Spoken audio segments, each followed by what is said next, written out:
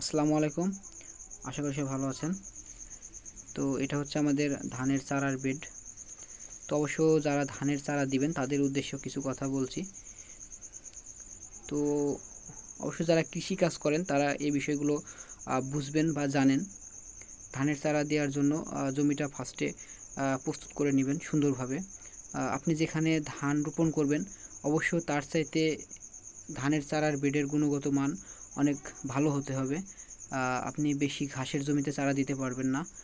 যদিও দেন তার মানে চর্চা একটু বেশি করতে হবে। যেমন হচ্ছে আপনি ঘাসের জমিতে দিলে সুন্দরভাবে আগাছাগুলো ছাড়িয়ে দিতে হবে। যদি আপনি কাজে একটু ফাঁকি দেন তাহলে আপনার চারার ভিতরে অনেক আগাছা বের হবে, যার কারণে আপনার চারাগুলো তুলে লাগাতে অনেক কষ্ট হবে। তো যার কারণে হচ্ছে অবশ্যই সুন্দরভাবে জমিটা পরিষ্কার করে নিতে হবে এবং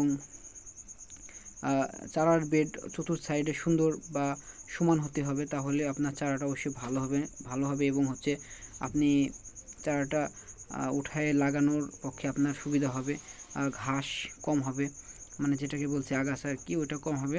আর তাতে আপনার লাভ হবে কি, আপনি হচ্ছে চারাটা সুন্দরভাবে জমিতে রোপণ করতে পারবেন। আর যদি আগাছা বা কোনো ঘাস থাকে তাহলে একটু অসুবিধা হবে। তো প্রথমেই হচ্ছে জমিটা প্রস্তুত করে নেবেন, তারপরে সুন্দর মতো ধানের মুখটা ফাটলে, বেশি বের হওয়ার দরকার নাই, মুখটা যদি ফাটে অবশ্যই আপনারা সকালে কাদা করে রাখবেন এবং বিকালে ছিটাই দেবেন।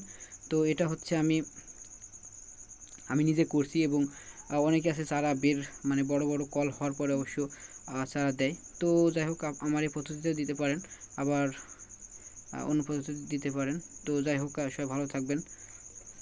আসসালামু আলাইকুম।